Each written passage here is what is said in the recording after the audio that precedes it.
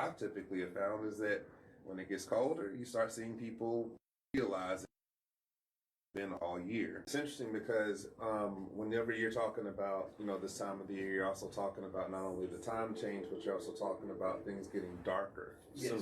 Studies around, things getting darker and depression and how those things coincide. Even people in Alaska, there's a higher rate of depression in that particular state specifically because of the length of time of darkness happening there. And so you find a lot of people running into these spaces where they're trying to manage the mental health issues that may have kind of peaked their head a little bit in the summertime. And as it gets darker and colder, and the days are shorter, you find yourself, wanting to be inside more. Isolation's happening more. People are not as outside as they typically are.